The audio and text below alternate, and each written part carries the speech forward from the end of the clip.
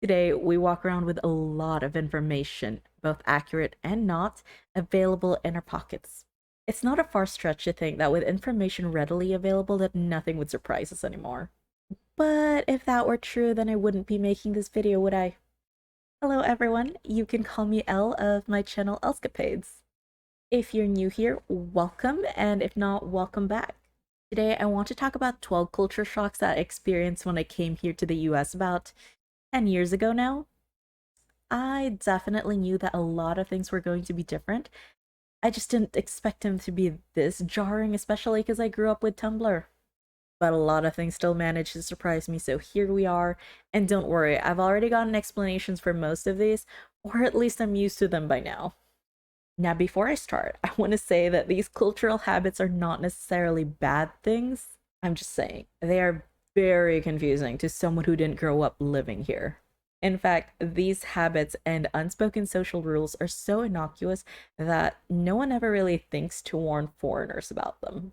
Anyway, let's get started with the video. I even broke these up into categories just because I can.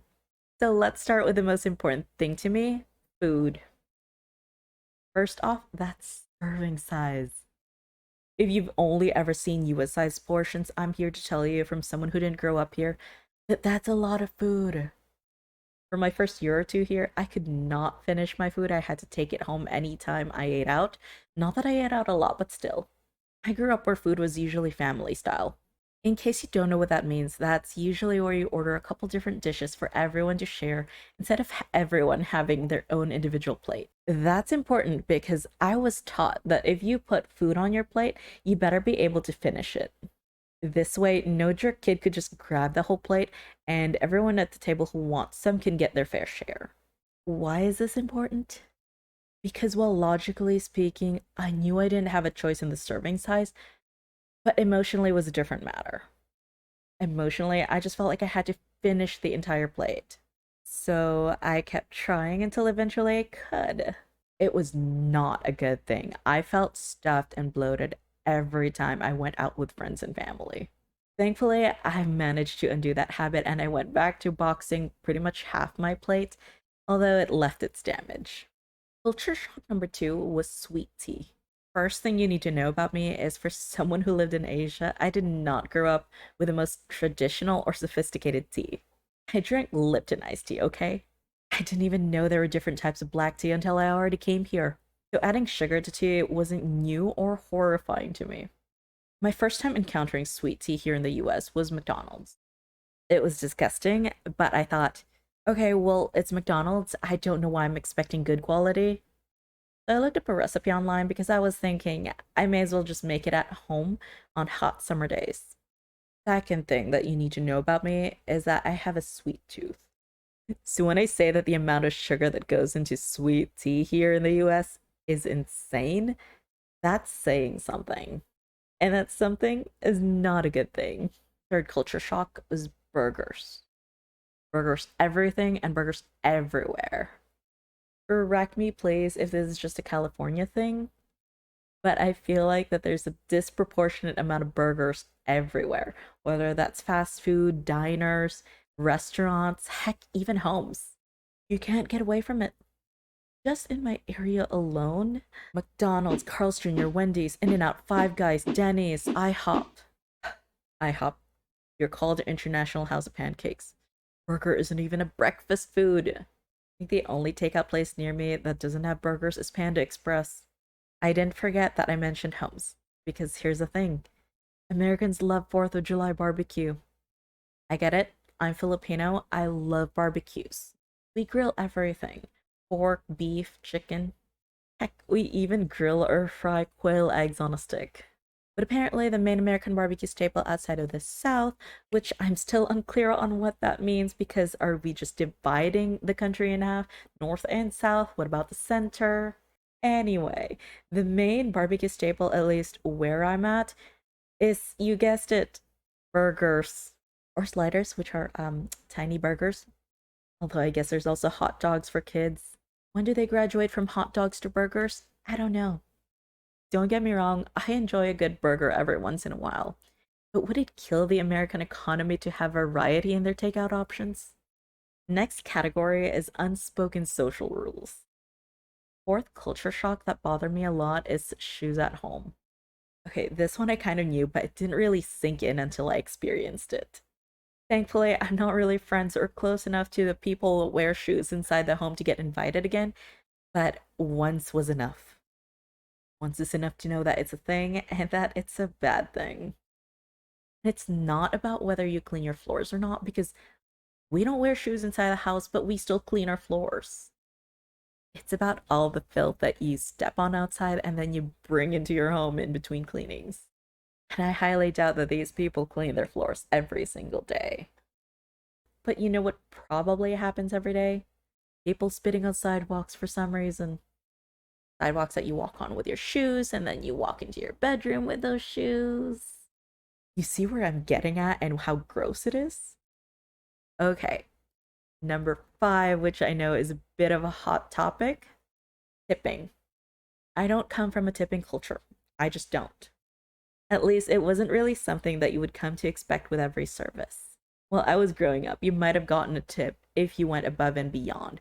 Although now I've heard that it's becoming a little bit more common from what I've heard from my friends, because I haven't been back in 10 years, is that it's pretty much just rounding up the change. For example, if the food was about $4, they might just pay with a 5 and not expect any change back.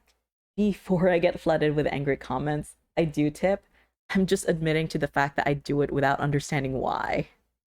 From what it sounds like, the workers may or may not be getting paid an actual living wage, and they don't get paid a lot because they expect to get tips and stuff like that. Anyway, I'm not an expert on that, and I don't have personal experience. And I've always been too embarrassed to ask. So, anyway, from what little I know, the situation sounds not good. But anyway, with this unspoken social rule, I pretty much just follow along like I did in geometry class.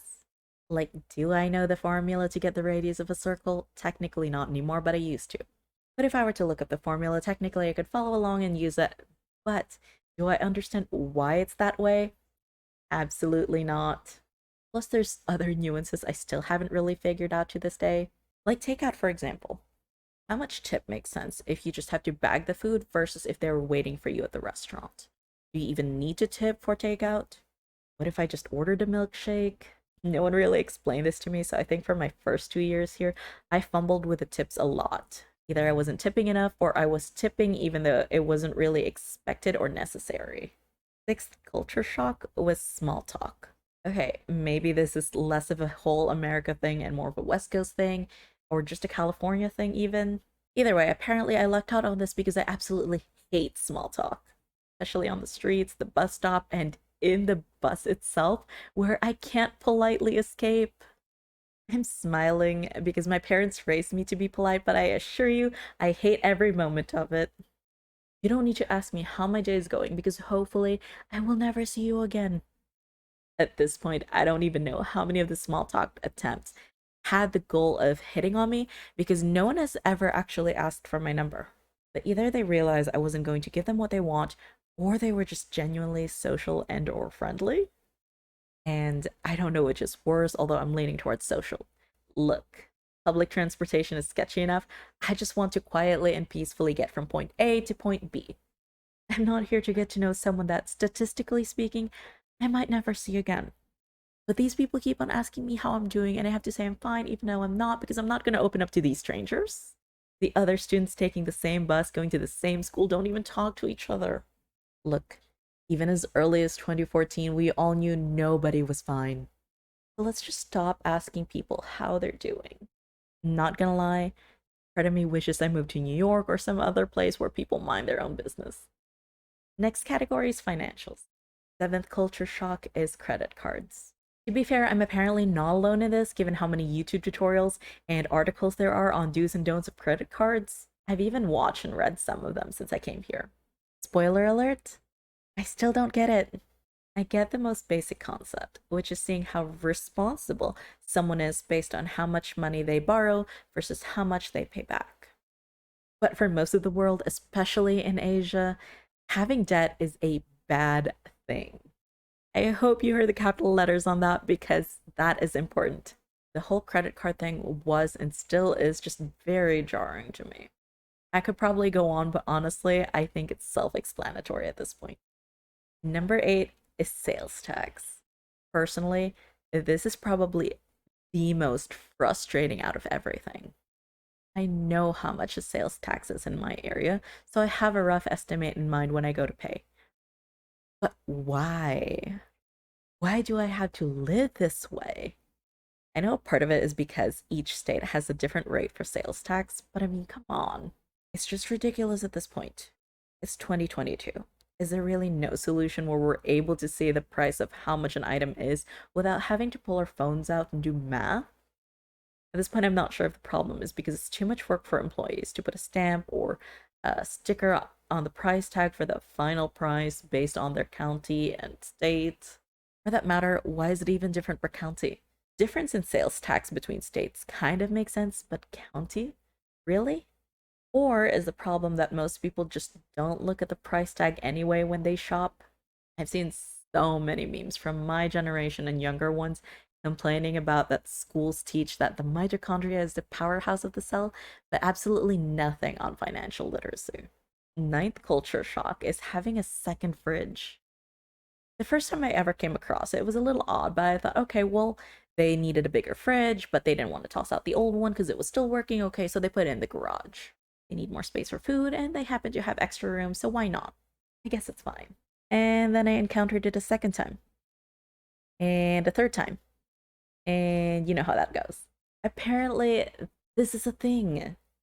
I want to ask, how often is it that you actually have enough food to fill two fridges? Realistically speaking, if you have two fridges full of food, you won't be able to finish most of that before it goes bad.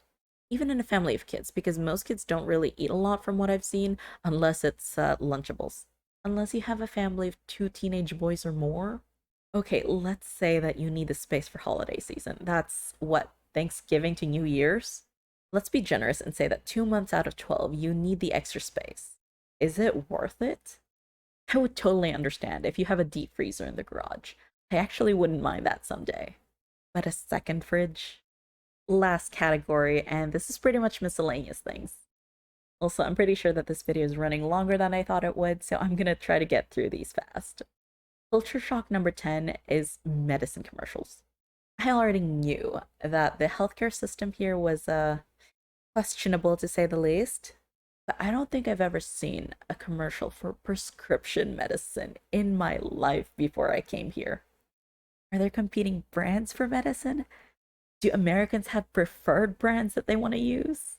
Will they fight their doctor if the doctor prescribes a generic or competing brand?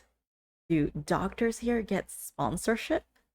Similar to how YouTubers get sponsored by GoDaddy versus Squarespace? I have so many questions, but I feel like the answers would just give me zero satisfaction and more questions. So please don't feel compelled to answer me in the comments, it's fine. I just want Americans to know, if you didn't already, that medicine commercials are weird. Number 11 is that cars are pretty much a need. As much as I hate the small talk that comes with public transportation, at least here in the West Coast, I absolutely hate the fact that public transportation isn't even always an option. Or at least it's not really an option that has any pros to it whatsoever other than maybe being cheap. Technically, yes, public transportation is usually an option, but wow, the discrepancy in cost and efficiency is steep, especially with long distance transportation from point A to point B, because with public transportation, it can take you 6 hours to get there versus 2 hours to drive there.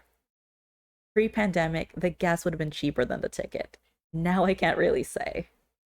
And finally, culture shock number 12, the American garage. In the 10 years I've lived here, I want to say I've been able to see a huge range of neighborhoods. You know what I see on the streets of lower income neighborhoods? Cars. In their driveway, cars. And you know what I saw on the streets of higher income neighborhoods? Cars. Their driveway, cars. Driving around these neighborhoods, sometimes people would leave their garage doors open, and you know what I would see? Not cars, that's what. The American garage is just so full of stuff, they don't have space for their cars. Sometimes very expensive cars, which are left out in the open exposed to the elements. But you know what is protected from the elements in the garage? Stuff that they haven't used or touched in years. The stuff in their garage includes, but isn't limited to, old and or broken furniture, clothes, toys, and that second fridge. Anyway, those were just some, but probably not all the culture shocks I experienced since I moved here 10 years ago. I'm sure there's probably more, but I don't remember them, probably because they didn't have enough of an impact on me. Despite what this sounds like, I actually do enjoy experiencing new things. That includes traveling and being able to experience different cultures and try their food. Still have my fingers crossed, hoping I'll be able to travel again soon someday. So let me know in the comments down below, what are some of the culture shocks you've experienced? It doesn't just have to be in the US, so go wild. That's pretty much it for this video.